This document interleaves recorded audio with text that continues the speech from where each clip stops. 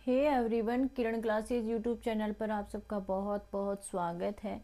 Algae के बारे में हम डिस्कस कर रहे थे और एल्गी की कैरेक्टरिस्टिक फीचर है वो हम पढ़ रहे थे। सबसे पहले एल्गी की हैबिट और हैबिटाट के बारे में देखा, उसके बाद में एल्गी की जो वेजिटेटिव स्ट्रक्चर है उसके बारे में हमने पढ़ा। फिर थर्ड जो पॉइंट आया था कि एल्गी की सेल स्ट्रक्चर है वो हम पढ़ रहे थे। उसमें न्यूक्लियस है, Golgi body, mitochondria, endoplasmic reticulum, flagella and जो सेल वॉल है वो हम डिस्कस कर चुके थे। अब जो डिस्कस करने वाले हैं, मैंने आपको पहले भी बताया था कि लेक्चर बहुत लंबा हो जाएगा, तो अब हम जो डिस्कस करने वाले हैं वो है आई स्पॉट। आई स्पॉट के बारे में हम जो है वो डिस्कस करेंगे। तो हम चलते हैं कि देखते हैं कि क्या क्या होता है। तो गतिशील शैवाल है जो एल्गी है, motile algae, non motile algae Cyanophyceae और रोडोफाइसी, नॉन मोटाइल एल्गी। तो जो मोटाइल एल्गी हैं उन सेल में जनरली एक पिगमेंटेड सेल ऑर्गेनिल। इस आई स्पॉट क्या होता है, पहले तो ये देखना, आई स्पॉट बोल दो या स्टिग्मा बोल दो एक ही बात होती है। आई स्पॉट बोलो चाहे आप स्टिग्मा बोलो एक ही बात है। दूसरी चीज़ आपको ध्यान में रखना है कि जो आई स्पॉट है या स्टिग्मा है वो पिगमेंटेड है, सेल ऑर्गन होता है ना। आई स्पॉट क्या होता है, मोटाइल जो सेल होती हैं, नॉन मोटाइल में आई स्पॉट प्रेजेंट नहीं होता, आपको ये भी ध्यान में रखना है। जो मोटाइल सेल होती हैं उनमें आई स्पॉट प्रेजेंट होता है। और आई स्पॉट क्या होता है कि एक पिगमेंटेड सेल ऑर्गन होता है। आई स्पॉट या स्टिग्मा मोटाइल सेल में प्रेजेंट होता है, नॉन मोटाइल में एब्सेंट होता है, और ये पिगमेंटेड सेल ऑर्गेनल होता है जिसे आई स्पॉट कहते हैं। यह वेजिटेटिव या रिप्रोडक्टिव सेल के मतलब आगे, बीच में या पश्च भाग में, रिप्रोडक्टिव सेल में प्रेजेंट हो सकता है या वेजिटेटिव सेल में। आई स्पॉट होता है मोटाइल सेल में प्रेजेंट होता है, नॉन मोटाइल में नहीं होता। ये एक पिगमेंटेड सेल ऑर्गेनल होता है जिसे आई स्पॉट बोलते हैं, स्टिग्मा बोलते हैं।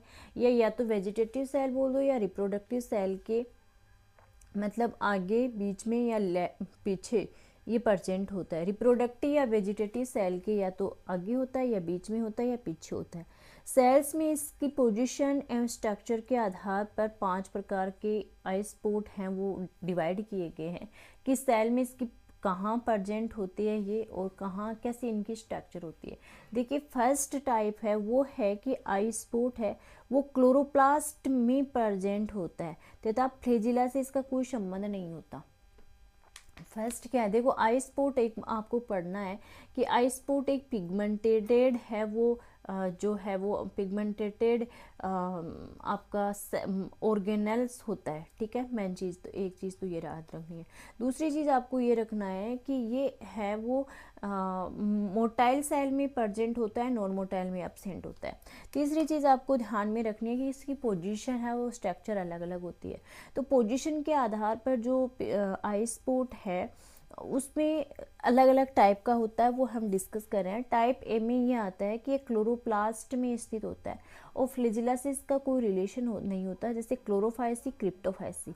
क्लोरोफाइसी और क्रिप्टोफाइसी वर्ग के जो एल्गी होते हैं उनमें क्लोरोफाइसी, क्रिप्टोफाइसी, पहले ये ध्यान में रखना, क्लोरोफाइसी, क्रिप्टोफाइसी जो एल्गी होती है उनमें आई स्पॉट है वो क्लोरोप्लास्ट में होता है, फ्लैजिला से कोई रिलेशन नहीं होता।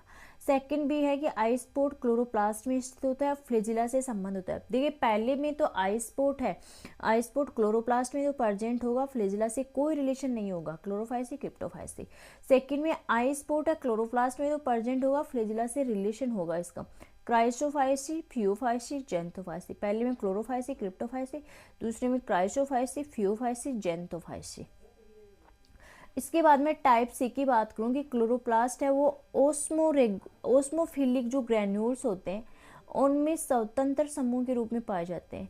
ये सेल्स के अग्र भाग में फ्लैजिला के नीचे स्थित होते हैं, यूग्लिनोफाइसी। ये आपको टाइप सी में कि आई स्पॉट वो ओस्मोफिलिक ग्रेन्यूल्स के स्वतंत्र समूह के रूप में पाए जाते हैं।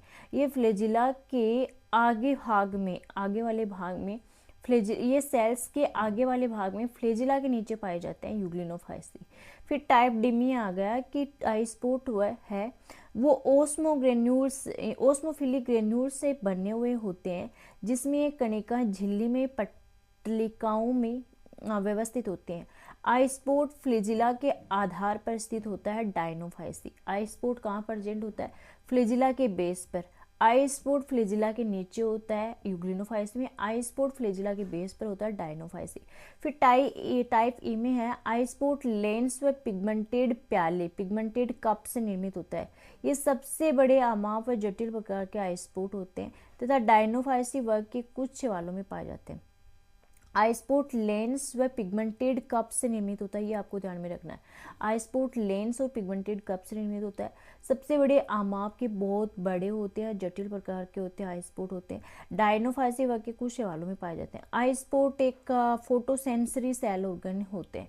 आपको पहले टाइप है ना वो अच्छे से क्लियर हो जानी चाहिए। देखो मैं आपको बताती हूँ कि आइसपोड हैं उनके कितने टाइप पड़े। सबसे पहले आता है कि आइसपोड क्या होता है। आइसपोड बोल दो या आप स्टिग्मा बोल दो, एक ही बात होती है। आइसपोड बोलो या स्टिग्मा बोलो, ये क्या होते हैं, ये आपके एक पिगमेंटेड सेल ऑर्गेनल्स होते हैं, ठीक है। इन्हें आइसपोड बोलते हैं। ये या तो वेजिटेटिव सेल बोल दो, वेजिटेटिव, या फिर आप बोल दो रिप्रोडक्टिव। इन वेजिटेटिव और रिप्रोडक्टिव या तो मोटाइल सेल में प्रेजेंट होंगे, नॉन मोटाइल में ये एब्सेंट हो गए, मोटाइल में प्रेजेंट हो गए। पिगमेंटेड सेल ऑर्गेनल होते हैं जिन्हें स्टिग्मा भी बोलते हैं। वेजिटेटिव और रिप्रोडक्टिव सेल हो गई, उस सेल के या तो अग्रभाग में या बीच में या लास्ट में ऐसे प्रेजेंट होते हैं।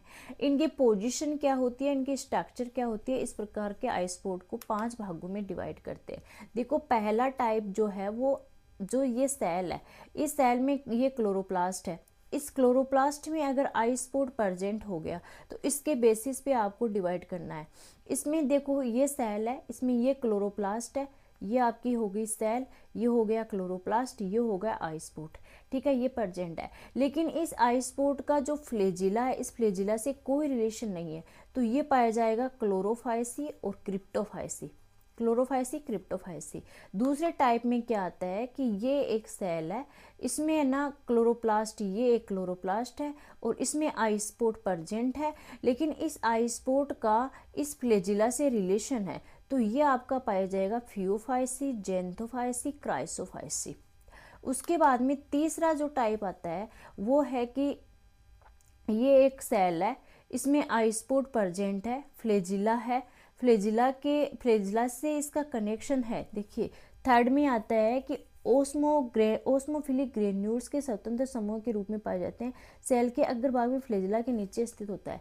देखिए ये सेल का अग्रभाग में फ्लैजिला है, फ्लैजिला के नीचे, देखिए मैं फिर से बताती हूँ कि ये है, ठीक है, फ्लैजिला, ये एक सेल है, ये फ्लैजिला है। फ्लैजिला के अग्रभाग में, सेल के अग्रभाग में जो फ्लैजिला होगा, इसके नीचे आइसपोड कहीं पर भी प्रेजेंट होगा। ओस्मोफिलिक ग्रेन्यूल्स के रूप में फ्लैजिला के नीचे प्रेजेंट होगा। ये आपका होगा यूग्लिनोफाइसी में। इसके बाद में टाइप डी में आता है कि ये कहाँ पर फ्लैजिला के आधार पर स्थित होता है। ये फ्लैजिला है, ये फ्लैजिला है, ये फ्लैजिला के बेस पर, ये फ्लैजिला के बेस पर प्रेजेंट होगा, तो ये होगा डायनोफाइसी। इसके बाद में आपका ये कहता है कि आइसपोड है वो एक लेंस और पिगमेंटेड कप के रूप में होता है। ये सबसे बड़े आमाप के जटिल प्रकार के आइसपोड होते हैं। डायनोफाइसी वर्ग के कुछ सवालों में पाए जाते हैं। ये होते हैं वो होते हैं डायनोफाइसी जो वर्ग के जो सेल एल्गी है उनमें ये इस आमाप के इस प्रकार के वो है पाए जाते हैं। इससे आइसपोड क्या होते हैं, एक फोटोसेंसरी सेल ऑर्गन है। कुछ वैज्ञानिकों का मत है कि जल में तैरने वाले जो कोशिकाओं की दिशा को निर्धारित करते हैं। देखो आइसपोड एक फोटोसेंसरी सेल ऑर्गेनेल है। कुछ वैज्ञानिकों का मत है कि ये जल में तैरने वाले कोशिकाओं की डायरेक्शन को निर्धारित करते हैं, परंतु क्लेमाइडोमोनास के अनेक म्यूटेंट फॉर्म में यद्यपि आइसपोड अनुपस्थित होता है। देखिए यहाँ पे क्या लिखा हुआ है कि आइसपोड एक फोटोसेंसरी सेल ऑर्गेनल है।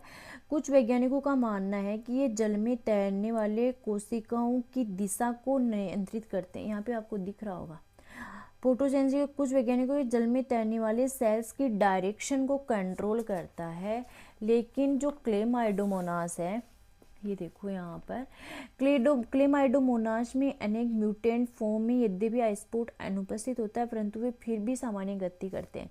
ऐसा कुछ वैज्ञानिकों का विचार है कि आइसपोड एक शेड करने वाला कोशिकांग है, ऑर्गेनल है, जो फ्लैजिला के फूले हुए आधारीय भाग में पहुंचने वाले लाइट की गुणवत्ता को निर्धारित करता है।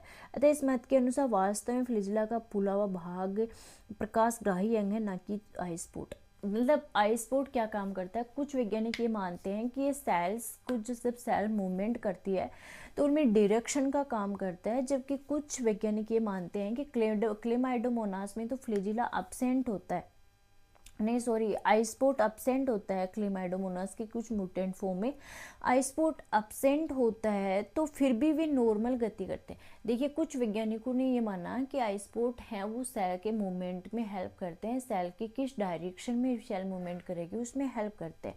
लेकिन कुछ वैज्ञानिकों ने ये माना कि जो क्लेमाइडोमोनास है उसमें तो उस क्लेमाइडोमोनास के कुछ म्यूटेंट फॉर्म है, उनमें तो जो आई स्पॉट है वो अब्सेंट होता है, लेकिन फिर भी वो नॉर्मल मूवमेंट करते हैं। इसलिए कुछ वैज्ञानिकों, कुछ साइंटिस्ट का ये मानना है कि जो आई स्पॉट है वो लाइट के इंटेंसिटी को कंट्रोल करता है। इस बेसिस पे जो फ्लैजिला का फूला हुआ भाग है वो प्रकाशग्राही अंग होता है, ना कि आई स्पॉट, ऐसा माना जाता है। अब देखो यहाँ पे आई स्पॉट दिया हुआ भी है, यहाँ पे दो डायग्राम आपको दिख रहे होंगे। पहला डायग्राम है क्लेमाइडोमोनास का। क्लेमाइडोमोनास का आई स्पॉट थाइलेकोइड के ऊपर, यहाँ पे थाइलेकोइड है और थाइलेकोइड में यहाँ पे आई स्पॉट प्रेजेंट है, लिपिड ड्रॉपलेट और क्रोमेटोफोर मेम्ब्रेन। इसके बाद में ये देखो वोल्वॉक्स, क्लेमाइडोमोनास और वोल्वॉक्स आपका दिख रहा होगा, ये लेंस है, फोटोसेंसिटिव ये रीजन है और पिगमेंटेड प्लेट है। इसके बाद में आपकी आती है वैक्यूल यानी रिक्तिकाएं। इसके बाद में आती है वैक्यूल। देखो, आई स्पॉट के बारे में हम ऑलरेडी डिस्कस कर चुके हैं, अब हम डिस्कस करने वाले हैं वैक्यूल के बारे में। यस, जो मैच्योर एल्गी सेल्स का एक मुख्य लक्षण वैक्यूल एक अथवा अति की उपस्थिति, मतलब वैक्यूल प्लांट होता है, प्लांट सेल में वैक्यूल तो प्रेजेंट होता ही होता है। तो मैच्योर जो एल्गी सेल्स का एक मुख्य लक्षण है वो वैक्यूल एक से अधिक की प्रेजेंस है। ये एक सुस्पष्ट झिल्ली टोनोप्लास्ट से परिबद्ध संरचना है। नीलहरी शैवालों में इसका अभाव होता है। गतिशील शैवाल में दो प्रकार की वैक्यूल पाई जाती है। देखिए यहाँ पे ये बताया गया कि जो वैक्यूल है वो एक मैच्योर सेल ऑर्गेनल है, उनका एक मेन कैरेक्टर है। यह एक सुस्पष्ट झिल्ली होती है। जो वैक्यूल की जो मेम्ब्रेन होती है उसको टोनोप्लास्ट बोला जाता है। ब्लू ग्रीन एल्गी में ये नहीं पाई जाती और ये ऐसा होता है। देन जो मोटाइल एल्गी में दो प्रकार की वैक्यूल होती है, सिंपल या नॉन कॉन्ट्रेक्टाइल वैक्यूल और एक होती है complex vacuole. Blue green algae में वैक्यूल एब्सेंट होती है। वैक्यूल की मेम्ब्रेन को टोनोप्लास्ट बोला जाता है। वैक्यूल एक भी हो सकती है, एक से अधिक भी हो जाती है, इसकी मेम्ब्रेन को टोनोप्लास्ट बोला जाता है। ब्लू ग्रीन एल्गी में इसका अभाव होता है। जो मोटाइल एल्गी होती है उनमें तो दो प्रकार की वैक्यूल होती है, एक तो सिंपल वैक्यूल जिसे नॉन कॉन्ट्रैक्टाइल वैक्यूल बोला जाता है और एक कॉम्प्लेक्स वैक्यूल होती है। जो सिंपल वैक्यूल या नॉन कॉन्ट्रैक्टाइल वैक्यूल होती है, इस प्रकार की वैक्यूल है वो हरित शैवालों में यानी कि ग्रीन एल्गी में पाई जाती है, यानी कि क्लोरोफाइसी के सदस्यों में सिंपल जो वैक्यूल है वो पाई जाती है। इनमें पीरियोडिक कॉन्ट्रैक्शंस होते हैं जिसके फलस्वरूप इनमें जो एकत्र उत्वेस्ट प्रोडक्ट है वो बाहर निकाल दिए जाते हैं। देखिए, सिंपल वैक्यूल है वो क्लोरोफाइसी वैक्यूल है, टू टाइप्स की होती है, सिंपल वैक्यूल या नॉन कॉन्ट्रैक्टाइल वैक्यूल, या फिर आपकी होती है कॉम्प्लेक्स वैक्यूल। जो नॉन कॉन्ट्रैक्टाइल नहीं, कॉन्ट्रैक्टाइल वैक्यूल। तो जो सिंपल वैक्यूल होती है उसमें पीरियोडिक मतलब कॉन्ट्रैक्शन होते हैं। पीरियोडिक कॉन्ट्रैक्शन सिंपल वैक्यूल या कॉन्ट्रैक्टाइल वैक्यूल में पीरियोडिक कॉन्ट्रैक्शन होते हैं, जिसके फलस्वरूप वैक्यूल क्या काम करती है, वेस्ट मटेरियल होते हैं उनको स्टोरेज करके रखती है, या फिर एक्स्ट्रा जो फूड होता है उसको स्टोर करती है। तो जो वेस्ट मटेरियल को स्टोर करके रखती है उसको स्टोर नहीं करती, जो वेस्ट मटेरियल होता है वो वैक्यूल में चला जाता है, तो उसको जो बाहर निकालने का काम है वो वैक्यूल के द्वारा किया जाता है, सिंपल वैक्यूल। इसके बाद में बात करते हैं कॉम्प्लेक्स वैक्यूल की। तो संरचनात्मक दृष्टि से ये वैक्यूल होती हैं वो आकुंचनशील रिक्ति, मतलब जो सिंपल वैक्यूल है या कॉन्ट्रैक्टाइल वैक्यूल से अधिक कॉम्प्लेक्स होती है। यह है कि वैक्यूलर एपरेटस बनाती है जो एक सेल ग्रशनी साइटोफेरिंक्स एक रिजर्वोयर तथा विभिन्न अमाप की सेल से निर्मित होता है। देखिए इसमें क्या बताया कि जो कॉम्प्लेक्स वैक्यूल है वो कॉम्प्लेक्स वैक्यूल एक धानी वैक्यूलर एपरेटस बनाती है। धानी उपकरण वैक्यूलर एपरेटस कॉम्प्लेक्स वैक्यूल है, एक वैक्यूलर एपरेटस बनाती है जो एक साइटोफेरिंक्स एक रिजर्वोयर तथा विभिन्न अमाप की सेल से रिक्त वैक्यूल से निर्मित होता है। ये मैं आपको एक ये देखो, ये जो आपको डायग्राम दिख रहा है ना वो है वैक्यूलर एपरेटस।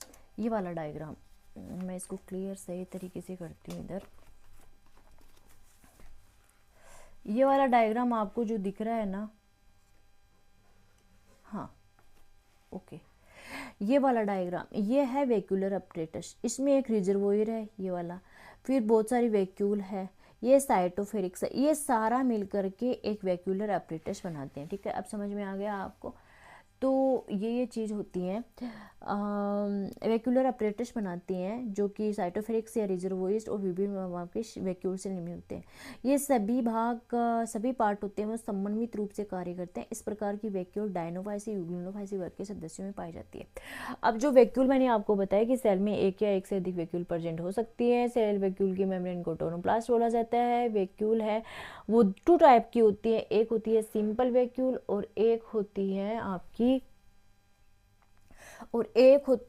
Complex vacuole. जो सिंपल वैक्यूल होती हैं उनमें को कॉन्ट्रैक्ट टाइप वैक्यूल भी बोला जाता है, क्लोरोफाइसी वर्ग के सदस्यों में पाई जाती है। और ये वैक्यूल जो वेस्ट प्रोडक्ट होता है उनको बाहर निकालने का काम करती है। इसके बाद में जो कॉम्प्लेक्स वैक्यूल होती हैं वो आपकी अपरेटस से, जो वैक्यूलर अपरेटस है उससे मिलकर बनी हुई होती हैं। इसमें वैक्यूलर अपरेटस से मिलकर बनी होती हैं जिसमें साइटोफेरिंक्स होता है और एक रिजर्वोयर होता है और वैक्यूल्स होता है। जिसमें साइटोफेरिंक्स, रिजर्वोयर और वैक्यूल्स, बहुत सारी वैक्यूल्स, रिजर्वोयर और साइटोफेरिंक्स ये सारे मिलकर बनाए हुए होते हैं। तो ये सारी चीज़ें हैं। और इस प्रकार की वैक्यूल है वो डायनोफाइसी और यूग्लिनोफाइसी। सिंपल वैक्यूल है क्लोरोफाइसी वर्ग के सदस्यों में, और जो कॉम्प्लेक्स वैक्यूल है वो डायनोफाइसी और आपकी यूग्लिनोफाइसी, डायनोफाइसी, यूग्लिनो, डायनो, यूग्लिनो, डायनो, यूग्लिनो, डायनो, डायनोफाइसी, यूग्लिनोफाइसी वर्ग के सदस्यों में कॉम्प्लेक्स वैक्यूल पाई जाती है। और आपकी जो सिंपल वैक्यूल है वो आपकी पाई जाती है क्लोरोफाइसी। वैक्यूल है वो क्या काम करती है, देखो वेस्ट प्रोडक्ट को बाहर निकालने का काम भी वैक्यूल करती है। इसके अलावा ओस्मो रेगुलेटरी ऑर्गन होते हैं। वैक्यूल क्या होते हैं, ओस्मो रेगुलेटरी वैक्यूल होते हैं। ये है ना जल सोल्यूट के अब्जॉर्प्शन में सहायक होते हैं। इसके एक्स्ट्रा लेमिनेरिन यानी वैक्यूल मैंने आपको एक दो बताया था कि वैक्यूल वेस्ट प्रोडक्ट को बाहर निकालने का काम करते हैं। इसके अलावा जो वैक्यूल होते हैं वो ओस्मो रेगुलेटरी ऑर्गन होते हैं। ये वाटर और सोल्यूट्स के अब्जॉर्प्शन में सहायक होते हैं। इसके अतिरिक्त इनमें लेमिनेरिन, क्राइसोलेमिनेरिन आदि भोज्य पदार्थों, मैंने देखो पहले बताया था आपको कि वो वैक्यूल होती है फूड को स्टोर भी करते हैं, वेस्ट प्रोडक्ट को बाहर भी निकालती है। इसके अलावा ओस्मो रेगुलेटरी ऑर्गन भी होते हैं जो सोल्यूट और वाटर के एब्जॉर्प्शन में सहायक होते हैं। इनमें लेमिनेरिन, क्राइसोलेमिनेरिन भोज्य पदार्थों का संचयन भी होते हैं। ये होलोजोइक शैवालों में जटिल रिक्तिकाओं की कोशिका साइटोफेरिक्स ग्रसिका ग्यूलिट के रूप में कार्य करती है। ये फलाना ढिमकाना ये हो गया इसका। इसके बाद में बात करते हैं पिगमेंट की। पिगमेंट है वो बहुत इंपॉर्टेंट है भाई, पिगमेंट बहुत बड़ा भी है बहुत इंपॉर्टेंट भी है, तो आप ध्यान से पढ़ना इसको। अब इनके पिगमेंट की हम बात कर लेते हैं। तो पिगमेंट में देखो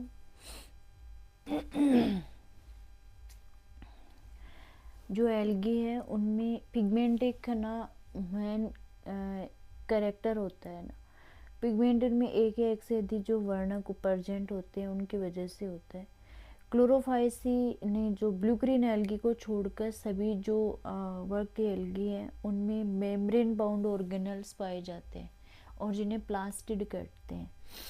ये आपको ध्यान में रखना है कि ब्लू ग्रीन एल्गी के अलावा जितने भी एल्गी होते हैं उनमें membrane bound cell organ present होते हैं, उन्हें प्लास्टिड कहते हैं। ब्लू ग्रीन एल्गी में जो पिगमेंट है वो सेल के परिधीय कोशिका द्रव्य जिसे क्रोमोप्लास्ट कहते हैं उसमें व्यवस्थित होते हैं। ब्लू ग्रीन एल्गी में जो पिगमेंट होंगे वो आपके कहाँ प्रेजेंट होंगे, ब्लू ग्रीन एल्गी में जो पिगमेंट होंगे वो सेल होगी, सेल के पेरिफेरल एरिया में प्रेजेंट होने जिन्हें क्रोमोप्लाज्म कहते हैं। प्लास्टिड की बात करें, प्लास्टिड 2 टाइप के होते हैं, ग्लूकोप्लास्ट, एक क्रोमोप्लास्ट। ल्यूकोप्लास्ट होते हैं ये प्लास्टिड रंगहीन होते हैं। प्लास्टिड क्या होते हैं, जिनमें पिगमेंट, प्लास्टिड देखो प्लास्टिड क्या होते हैं कि प्लास्टिड एक ऐसी सेल मेम्ब्रेन युक्त बाउंड ऑर्गेनल्स होते हैं जिनमें वर्णक प्रेजेंट होते हैं। अब ल्यूकोप्लास्ट होते हैं कि ये वर्णक प्रेजेंट तो है लेकिन इनका कोई कलर नहीं है। क्रोमोप्लास्ट है, ये वर्णक प्रेजेंट है लेकिन इनका कोई कलर है। ये चीज़ होगी। तो प्लास्टिड 2 टाइप के होते हैं। ल्यूकोप्लास्ट ये प्लास्टिड होते हैं, वो कलरलेस होते हैं। क्रोमोप्लास्ट ये ना रंगीन प्लास्टिड होते हैं। ऐसे क्रोमोप्लास्ट जिनमें क्लोरोफिल ए और बी दोनों प्रेजेंट हो क्लोरोप्लास्ट कहलाते हैं। क्रोमोप्लास्ट होते हैं वो रंगीन होते हैं। ऐसे क्रोमोप्लास्ट जिनमें क्लोरोफिल ए और बी दोनों प्रेजेंट हो वो क्लोरोप्लास्ट कहलाते हैं। तथा ऐसे क्रोमोप्लास्ट जिनमें केवल क्लोरोफिल ए प्रेजेंट हो क्रोमेटोफोर कहलाते हैं। इनमें क्लोरोफिल बी का अभाव होता है। देखो भाई साहब, इतना अच्छे तरीके से क्लियर करना है कि प्लास्टिड 2 प्रकार के होते हैं, ल्यूको क्रोमो। ल्यूको में रंगीन होते हैं, क्रोमो में होते हैं ये रंगीन प्लास्टिड होते हैं। और ऐसे क्रोमोप्लास्ट जिनमें क्लोरोफिल ए और बी दोनों प्रेजेंट हो, ऐसे क्रोमोप्लास्ट जिनमें क्लोरोफिल ए और बी दोनों प्रेजेंट हो क्लोरोप्लास्ट कहलाते हैं। और ऐसे क्रोमोप्लास्ट जिनमें क्लोरोफिल ए प्रेजेंट हो क्रोमेटोफोर कहलाते हैं तथा इनमें क्लोरोफिल बी अभाव होता है। फिर से ध्यान रख लो, क्लोरोप्लास्ट क्या होते हैं कि ऐसे क्रोमोप्लास्ट जिनमें क्लोरोफिल ए और बी दोनों हो तो वो तो क्लोरोप्लास्ट कहलाएंगे। ऐसे क्रोमोप्लास्ट जिनमें क्लोरोफिल ए और बी क्लोरोप्लास्ट, और जिनमें क्लोरोफिल ए प्रेजेंट हो बी एब्सेंट हो वो क्रोमेटोफोर। क्लोरोप्लास्ट और क्रोमेटोफोर। शैवाल कोशिकाओं में पाए जाने वाले विभिन्न प्रकार के वर्णक नीचे दिए गए हैं। सबसे पहले आता है वो है क्लोरोफिल। क्लोरोफिल वर्णक है ना 5। आपको ये तो समझ में आ गया ना, क्रोमोप्लाज्म अलग होता है, वो ब्लू ग्रीन एल्गी में होता है, सेल के पेरिफेरल पार्ट में होता है। देखो मैं आपको फिर से समझा देती हूँ, ये कंफ्यूजिंग होने वाला मैटर है। सेल के पेरिफेरल पार्ट में पाया जाता है एक पिगमेंट जिसे बोलते हैं क्रोमोप्लाज्म। ये ब्लू ग्रीन एल्गी का होता है क्रोमोप्लाज्म। इसके अलावा जो प्लास्टिड होते हैं आपके यहाँ पे प्लास्टिड होते हैं वो 2 टाइप के होते हैं। एक इसके अलावा जो प्लास्टिड होते हैं वो 2 टाइप के होते हैं। एक होता है ल्यूकोप्लास्ट और एक होता है क्रोमोप्लास्ट। ल्यूकोप्लास्ट और क्रोमोप्लास्ट। प्लास्टिड है वो 2 टाइप के, ल्यूकोप्लास्ट, क्रोमोप्लास्ट। ल्यूकोप्लास्ट में क्या होता है, ये रंगहीन होते हैं, रंगहीन। और क्रोमोप्लास्ट में क्या होता है, ये क्रोमोप्लास्ट होते हैं वो आपके, ल्यूकोप्लास्ट रंगीन होते हैं, क्रोमोप्लास्ट कलरफुल होते हैं। क्रोमोप्लास्ट में आपके होते हैं क्लोरोप्लास्ट और क्रोमेटोफोर। क्लोरोप्लास्ट में क्लोरोफिल ए और बी होगा, क्रोमेटोफोर में क्लोरोफिल ए ही होगा, बी एब्सेंट होगा। प्लास्टिड है ल्यूकोप्लास्ट, क्रोमोप्लास्ट। ल्यूकोप्लास्ट रंगीन होते हैं, क्रोमोप्लास्ट रंगीन होते हैं, ये रंगहीन, ये कलरलेस, ये कलर युक्त होते हैं। क्रोमोप्लास्ट, क्लोरोप्लास्ट, क्रोमोप्लास्ट ये होते हैं। ठीक है, ये आपको ध्यान में रखना है।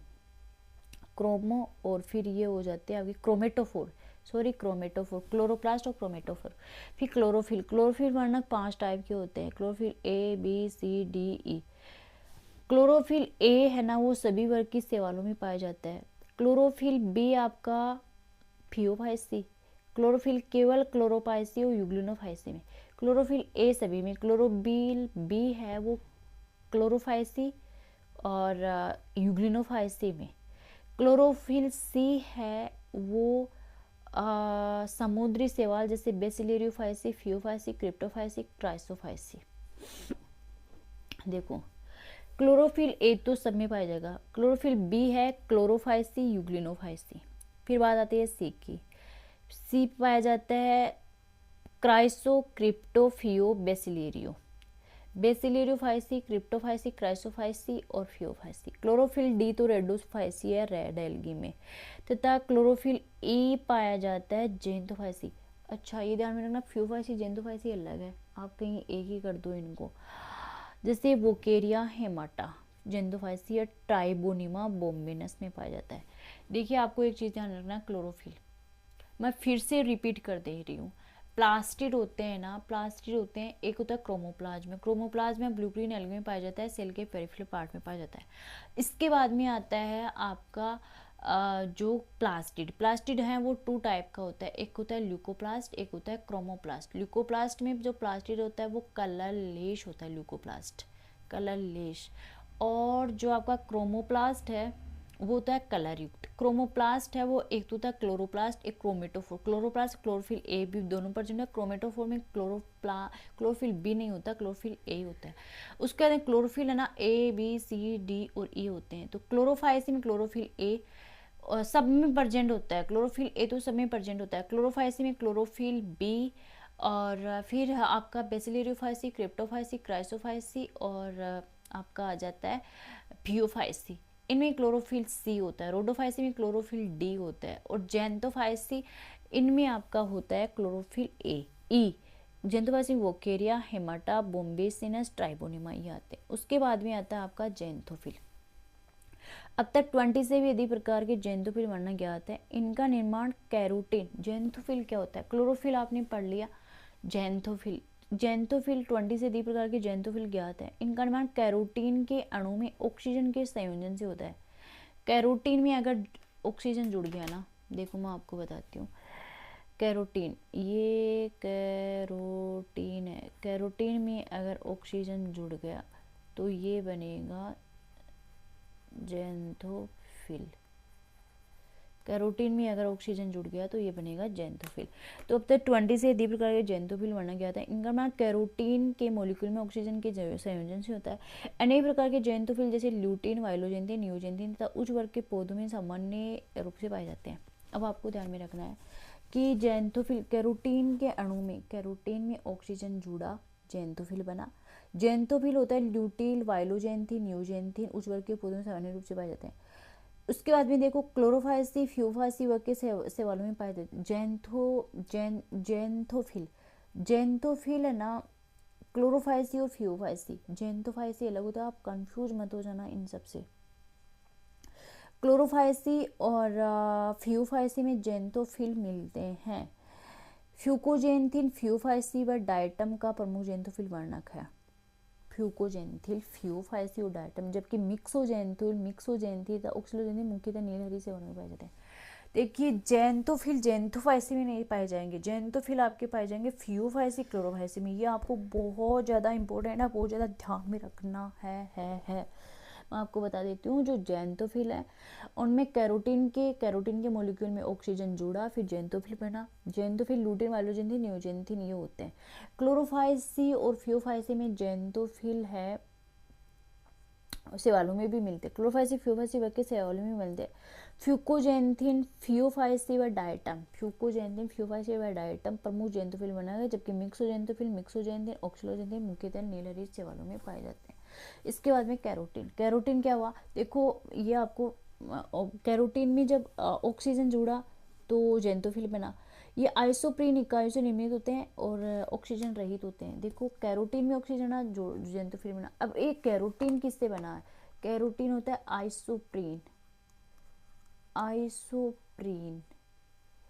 अब इनमें कैरोटीन में ऑक्सीजन है क्या? नहीं है। कैरोटीन में ऑक्सीजन से जेंथोफिल बनता है, जबकि आइसोप्रीन का पॉलीमर क्या है? कैरोटीन है। ये ध्यान में रखना है। ये आइसोप्रीन यूनिट से निर्मित ऑक्सीजन रहित यौगिक है। शैवाल कोशिका में 5 प्रकार के कैरोटीन वर्णक पाए जाते हैं। अल्फा कैरोटीन, क्लोरोफाइसी, क्रिप्टोफाइसी व रोडोफाइसी में। क्लोरो, क्रिप्टो, रोडो में। बीटा कैरोटीन, क्रिप्टोफाइसी को जोड़कर शेष सवालों में। सी कैरोटीन क्लोरोफाइसी में। ई कैरोटीन बेसिलेरियो, क्रिप्टोफियो, मिक्सोफाइसी था। फ्लेविसिन मिक्सोफाइसी वर्ग से मिक्सोफाइसी उसको बोला जाता है, साइनोफाइसी को फ्लेविसिन पाया जाता है। फिर फाइकोविलिन, क्लोरोफिल, कैरोटीन, जेंथोफिल और फाइकोविलिन।